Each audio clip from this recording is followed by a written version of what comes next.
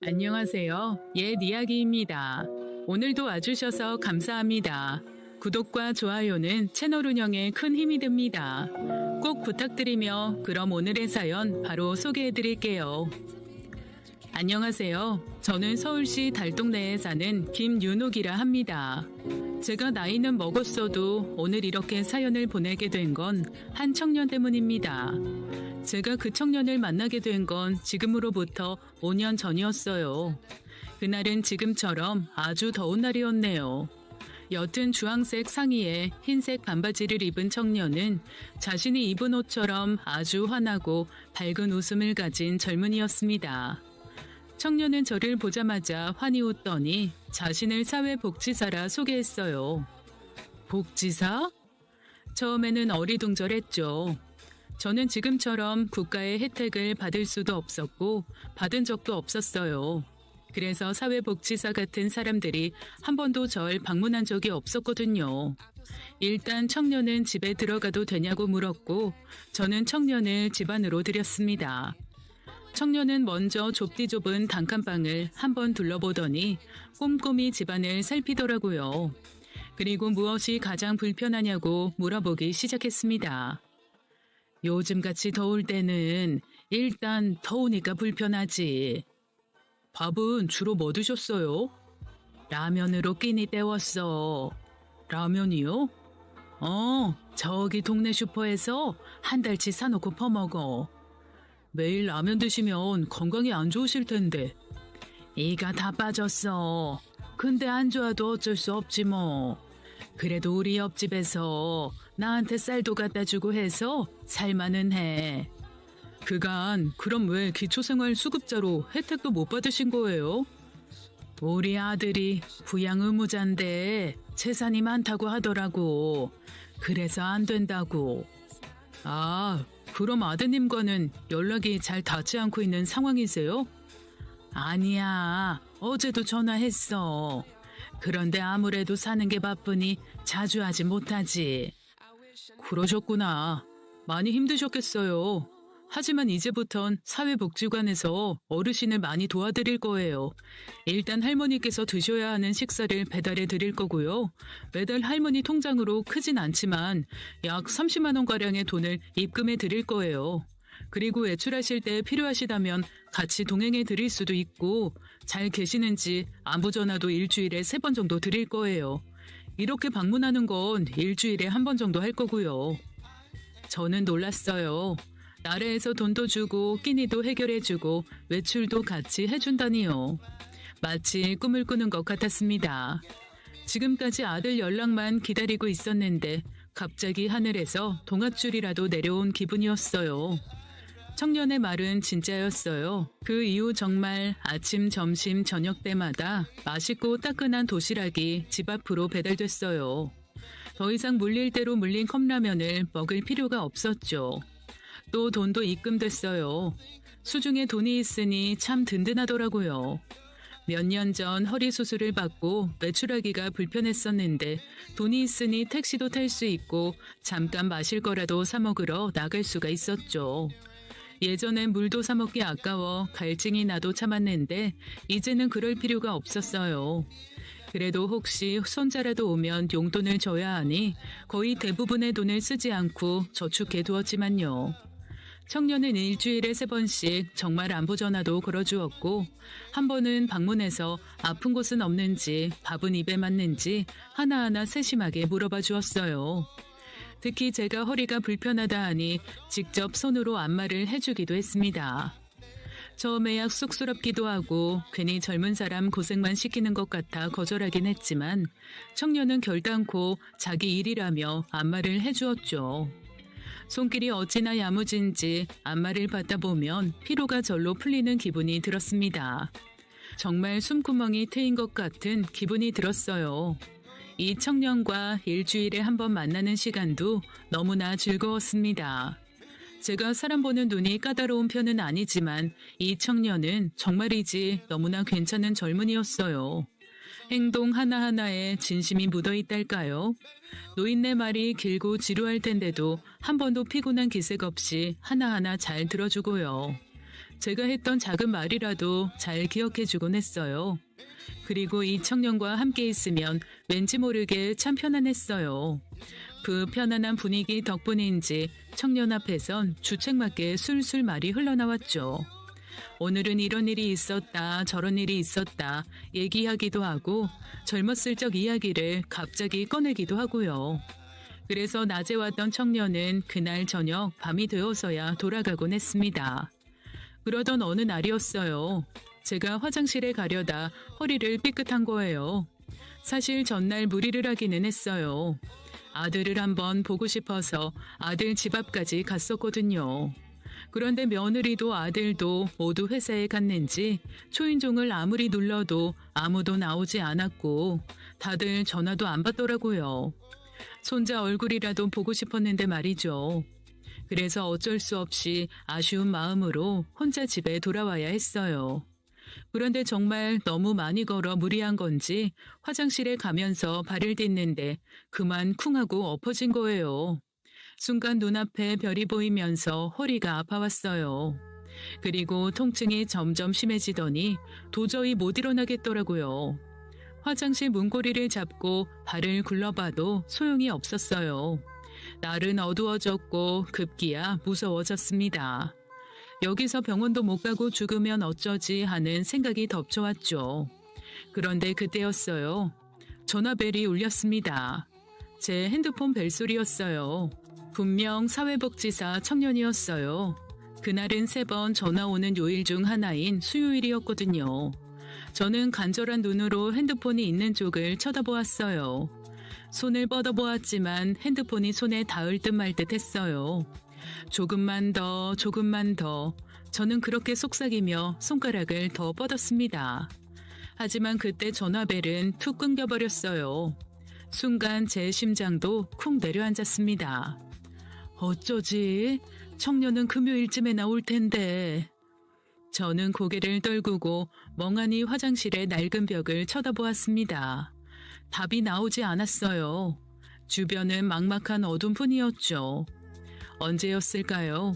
저는 지쳐 그 자세로 잠에 들어버렸던 것 같아요. 그런데 그때였어요. 갑자기 누군가 문고리를 잡아당기는 소리가 들리더라고요. 그 소리에 놀라 잠이 깨니 누군가 화장실 문을 벌컥 열었습니다. 바로 청년이었어요. 전 그 청년과 눈을 마주치며 허리를 가리켰습니다. 청년은 저를 보자마자 상황을 재빨리 파악했는지 제 앞에 앉았어요. 그리곤 제 손을 조심스레 잡았습니다.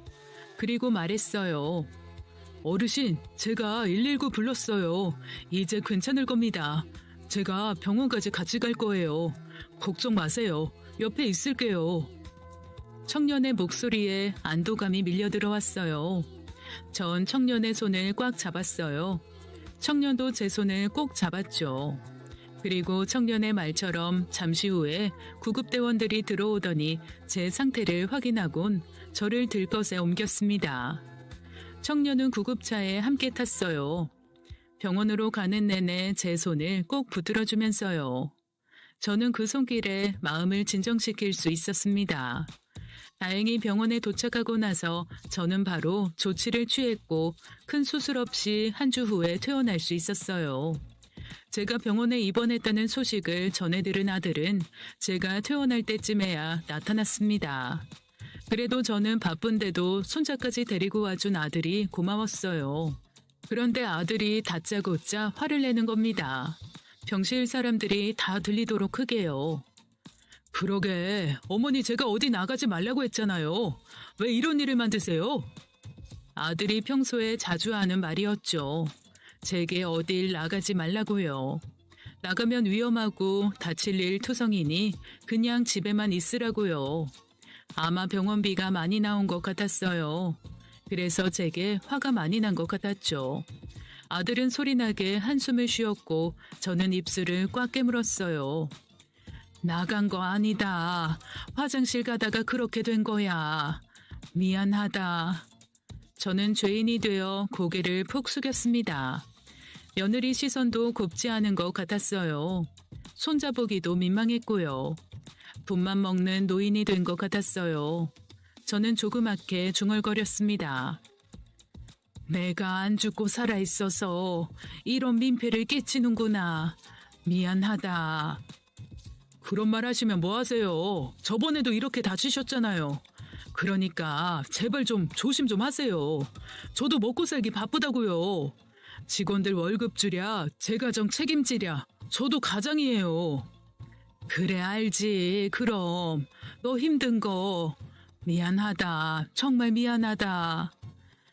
그때 며느리가 그만하라는 듯 아들의 손을 툭 쳤고 아들은 화가 좀 풀렸는지 제 눈과 시선을 맞추며 앉았어요. 그리곤 제 손을 꼭 붙들었어요. 엄마, 제가 예민했나 봐요. 죄송해요. 저도 사정 나아지면 어머니 저희 아파트 바로 옆동으로 꼭 이사시켜 드릴게요. 기다려 주세요. 응, 그래. 고맙다. 고마워.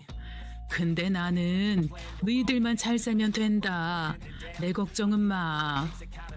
그렇게 아들 부부가 떠나고 손자까지 떠나자 마음의 공허함과 외로움이 찾아왔습니다. 그 감정은 말로 표현할 수 없는 것들이었어요. 마지막으로 복도를 나가며 아들이 조용히 한 말이 목구멍에 가시처럼 턱 걸렸거든요. 노인네 비위 맞추기 힘드네.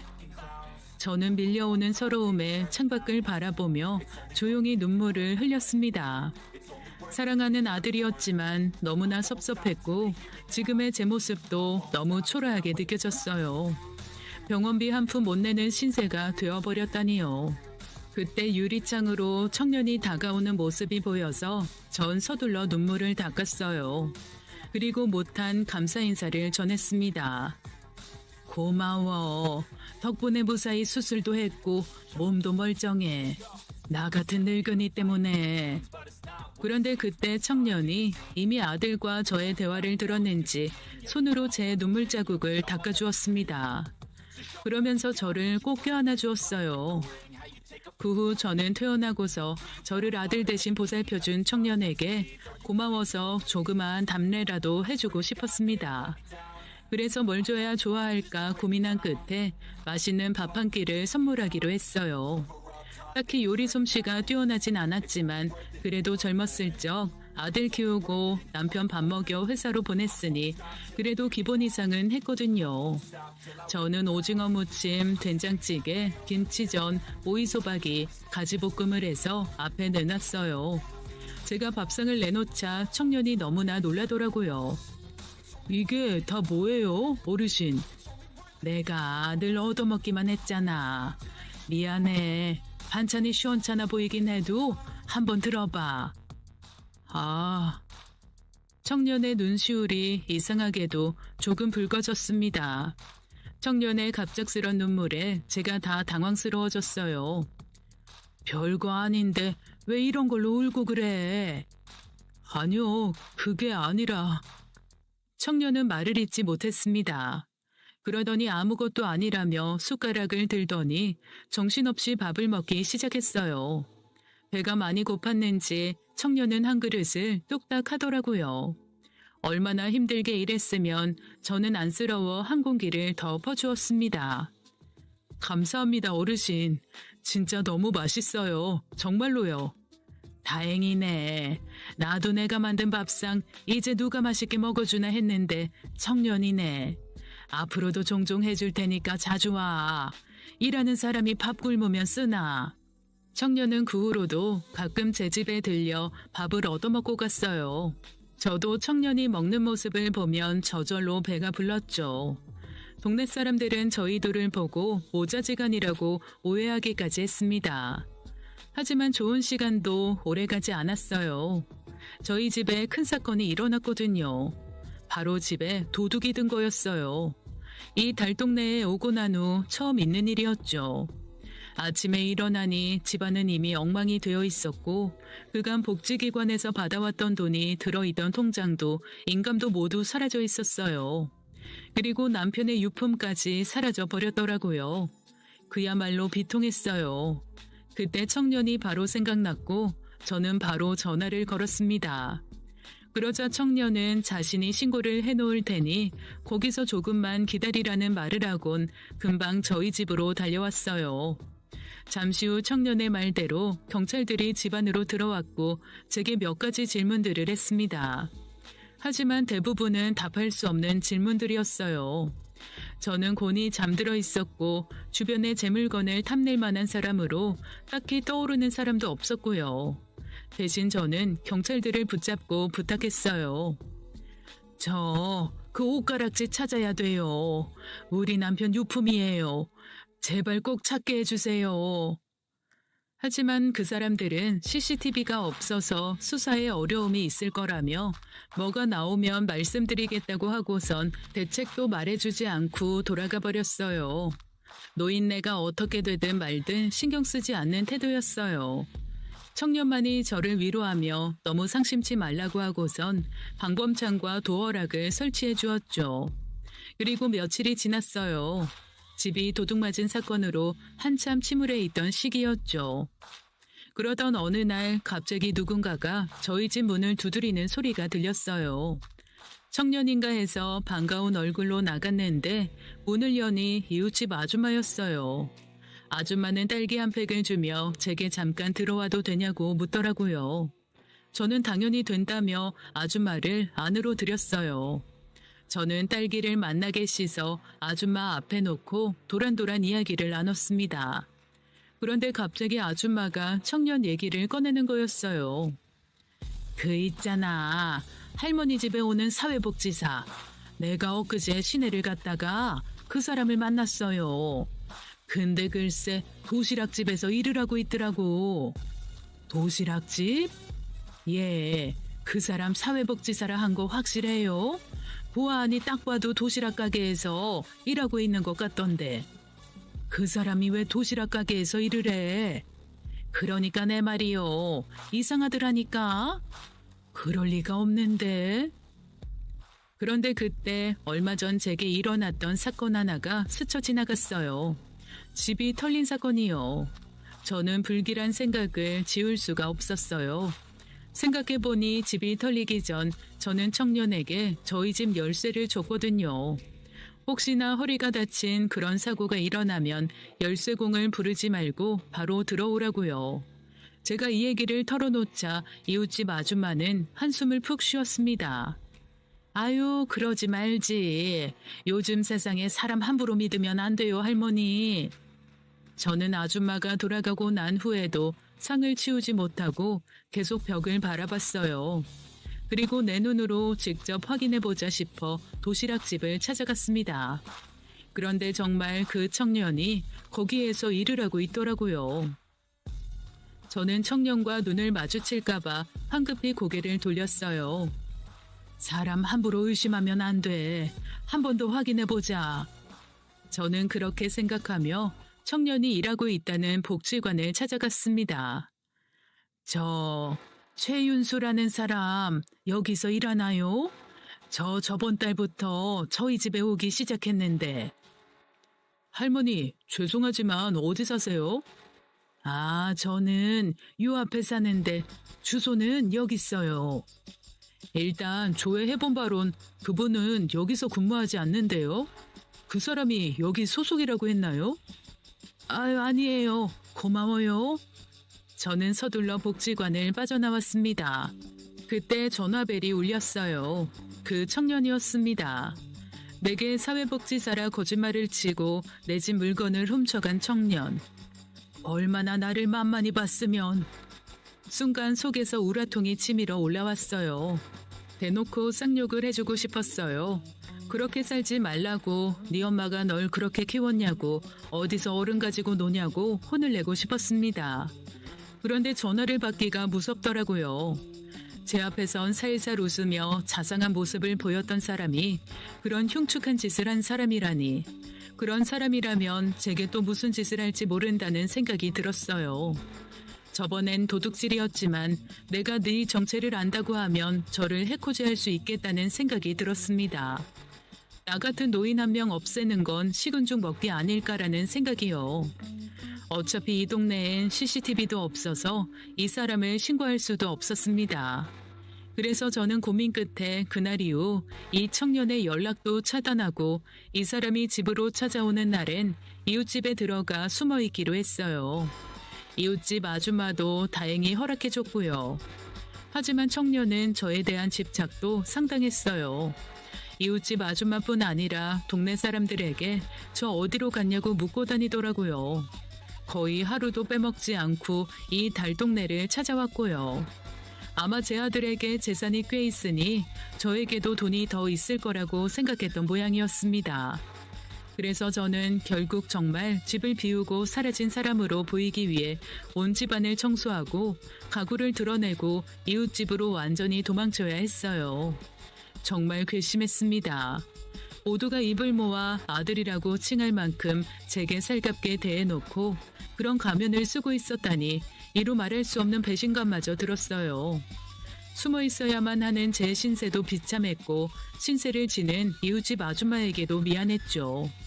그때 제 아들놈이 오랜만에 제게 전화를 해왔습니다. 저는 아들에게 제게 생긴 일을 말했어요. 그러자 아들은 화들짝 놀래더니 버럭 성을 내더라고요. 엄마, 그놈 병실에서 아들 행세 할 때부터 알아봤어. 분명 그놈이야. 그놈이 엄마 집턴 도둑이야. 어디 감히? 엄마, 지금 나랑 만나. 경찰서 가자. 그런 놈은 당장 깜빵에 쳐넣어야 돼. 아니면 돈이라도 받아내거나. 아들이 그렇게 말하니 저도 용기가 생겼습니다. 그래, 죄진 놈은 벌 받아야지. 저는 이 말을 중얼거리며 결심했어요.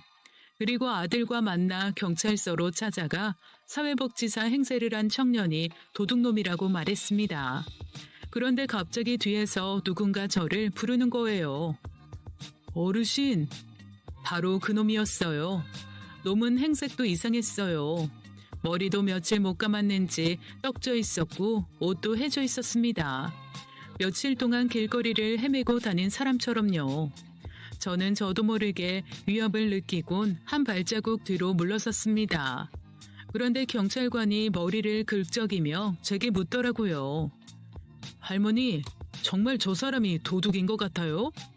저 사람 하루도 빼먹지 않고 경찰서 찾아와서 할머니 찾고 있었어요. 그 말에 더 무서워지더라고요. 하지만 아무것도 모른다는 얼굴로 뻔뻔스레 저를 찾았다는 얘기를 듣자 화도 치밀어 올랐습니다. 전 그만 소리를 질러버렸어요. 네가 왜 날 찾아? 예? 내가 모를 줄 알았어? 너 사회복지사 행세하면서 내 돈, 내 가락지 훔쳐갔잖아. 얼마나 나를 우습게 봤으면. 하지만 제 말을 들은 그놈의 반응이 이상했습니다. 놈은 당황해하더니 되물었어요. 제가 어르신 물건을 훔쳤다고요? 그때 아들이 그놈에게 다가가 멱살을 잡았어요. 순식간에 벌어진 일이어서 경찰도 말릴 틈이 없었습니다. 아들은 잔뜩 흥분해 있었어요. 그리고 뚱한 표정을 짓고 있는 경찰을 보며 말했습니다. 형사님, 이놈 이거 깜빵에 쳐 넣읍시다. 아주 발뺌하는 게 선수예요. 동네 사람들 증언이라도 얻어서 콩밥 먹여야 돼요. 내가 이런 놈들 잘 아는데 이런 놈들 손벌을 절대 못 고친다고요. 아니 빼먹을 게 없어서 혼자 사는 노인네 돈을 빼먹어? 아들의 말에 놈은 더 당황해했어요. 제가 어르신 돈을 왜 빼먹습니까? 어르신, 오해가 있습니다. 먼저 제 말을 들어주세요. 이유가 있었어요. 한 번만 제 얘기 좀 들어주세요. 네? 한 번만요. 그러더니 그놈이 갑자기 애절한 눈빛으로 절 보며 눈물을 흘리는 겁니다. 그리고 절 보며 말했어요. 제발요, 어머니. 그놈의 입에서 어머니 소리가 나오자 경찰서 안이 조용해졌습니다. 어머니, 저 남기예요. 이 남기. 전 순간 남기라는 말에 저는 숨이 턱하고 막히는 기분이 들었어요. 뭐라고 했니 방금? 남기? 남기라고 네가? 엄마 왜 그래? 제 반응에 아들도 이상함을 느꼈는지 아들도 청년의 멱살을 놓고 제게 다가왔습니다.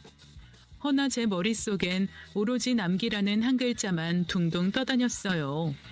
남기는 바로 제가 처녀 시절 낳았던 아들이었기 때문입니다. 그것도 아주 끔찍한 경험으로요. 어머니 많이 찾았어요. 이제서 죄송해요. 진작 왔어야 했는데 그러질 못했어요. 성인이 되고 나서 고아원 원장님을 찾아갔어요. 어머니가 살아계시나 궁금하고 왜 절 버렸는지 궁금해서요. 원망하려고요. 그런데 어머니께서 절 낳기 전에 힘든 일을 겪으셨단 얘기를 들으니까 절 보고 싶어 하지 않을 거란 생각이 들었어요. 제가 나타나면 어머니가 아픈 기억을 떠올릴까 봐요. 그래서 거짓말하고 어머니 곁에 있을 수밖에 없었습니다. 지금 저게 다 무슨 말이에요, 엄마? 남기야. 저는 아들의 질문에 대답할 수가 없었어요. 아들은 모르는 일이니까요. 아마 상상치도 못한 일이었을 테죠.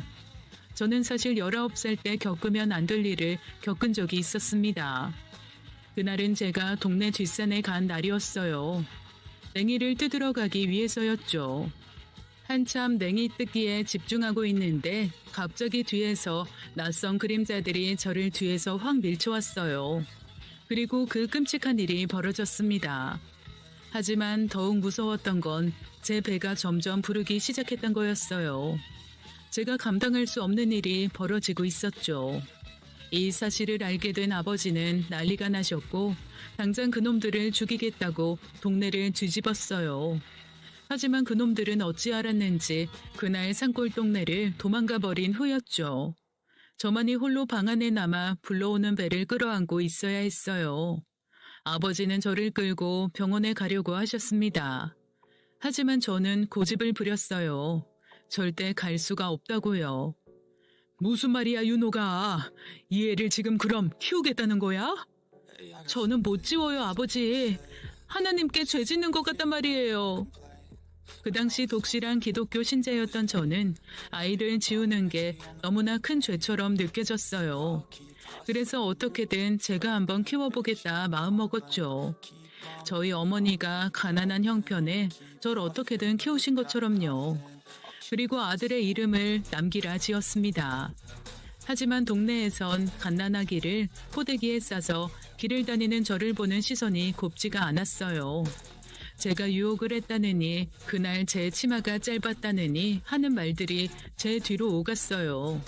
아버지는 이 말을 전해 듣곤 역정을 내시며 그 집 아주마들을 찾아갔지만 소문은 멈추지 않았습니다. 저는 너무나 수치스러웠어요. 도저히 그런 말을 듣고는 살 수가 없었어요. 그래서 어쩔 수 없이 전 아버지에게 이 동네를 떠나고 싶다고 말했습니다. 저와 아버진 어느 새벽녘 덜렁 짐 몇 개를 들고 기차역 앞에 섰습니다. 하지만 진짜 더 큰 파도는 뒤에 온다는 말처럼 아버지가 어느 날 저와 아이를 먹여 살리겠다고 공사판에서 일을 하다 갑자기 중풍으로 쓰러지신 거예요. 아버지가 쓰러지시고 나자 생활은 엉망이 되었습니다. 돈이 없는 상황에서 저는 아이 돌보랴 아버지 돌보랴 눈코 뜰 새가 없었어요. 아이는 배가 고파 밤마다 울어대지 아버지는 대소변도 못 가리시지. 저는 아버지의 똥을 닦아주다가 너무 괴로워 걸레를 입에 물고 소리 없이 울며 고통을 버틸 수밖에 없었습니다. 하지만 이런 날들이 지속되자 전 아버지와 아이 둘 다 돌볼 수 없다는 걸 깨달았어요. 누군가를 선택해야 한다면 저를 낳아주신 부모를 모시는 게 맞다고 생각했습니다. 그래서 전 아이에게 그날 가장 예쁜 옷을 입히고 제가 알았던 고아원 원장 언니에게 데려갔어요. 언니는 제 손을 잡고 온 아이를 보자마자 너무 놀랬습니다. 윤호가 이게 대체 무슨 일이니? 언니. 저는 그간의 서름이 터진 건지 언니의 품에서 꺼이꺼이 울었습니다. 그리고 상황을 설명한 뒤 이 아이를 꼭 좋은 집에 입양 보내달라고 부탁했어요. 언니는 제게 일어난 일을 너무 안타깝게 생각했고 아이는 걱정 말라고 앞으로 네 살 길만 생각하라고 말해주었습니다. 저는 그렇게 아이를 버리고 나왔어요. 그리고 그 끔찍했던 기억을 지우듯 아이도 제 머릿속에서 깨끗하게 지워갔어요. 마치 없었던 일처럼요. 물론 가끔 아이 소식이 궁금하긴 했지만 일부러 저는 언니에게 연락하지 않았어요. 그리고 이렇게 우리 남기를 만나게 될 줄은 상상도 못했죠. 저는 남기의 얼굴을 어루만져 보았어요. 그제야 이해가 되었습니다. 왜 이 청년이 그리 편안했는지, 그리 낯익었는지, 내게 왜 그리 잘해주었는지요. 남기야, 미안하다, 미안해. 저는 더 말을 잇지 못하고 남기를 끌어안고 울고 또 울었습니다. 남기 역시 그랬고요. 남기는 커다란 손으로 제 등을 두드려주며 어머니가 무사하셔서 다행이라고 보고 싶었다고 말했습니다. 그 후 저는 진짜 남기에 대해 알게 되었어요. 남기는 젊은 나이에 도시락 가게를 차려 성공한 사장이었고 지금은 두 아이를 키우는 어엿한 가장이었어요. 또 좋은 양부모에게 입양되어 사랑도 듬뿍 받았고 지금 두 분 다 건강히 계시다고 하더라고요. 저는 남기와 결혼한 여자를 만나고 처음으로 제 손주들도 만나보았어요. 며느리는 우리 남기처럼 다정하고 따뜻한 아이처럼 보였고 손주들도 쑥쑥 잘 크고 있었더라고요. 남기가 저 없는 시간 동안 그래도 번듯이 잘 살고 행복하기도 했던 것 같아 너무나 다행이었습니다. 정말 하나님께 속죄받는 기분이라도 들었어요. 제 아들은 분명 꿍꿍이가 있다며 남기의 존재를 경계했지만요. 그런데 며칠 후 제 가락지와 얼마 안 되는 통장을 훔쳐간 도둑이 잡혔습니다. 경찰관 분이 제 집을 직접 방문하셔서 말씀해 주시더라고요. CCTV가 없을 줄 알았는데 동네 노인분이 자꾸 자기 집 앞에 누가 오줌 싼다고 신고를 하시는 통에 동료 경찰관 한 명이 사비로 CCTV를 놔드렸대요. 그런데 그 CCTV에 할머니 집으로 들어가는 사람이 잡혔어요. 이분 알아보시겠어요? 아드님 맞으시죠? 바로 범인은 아들이었어요.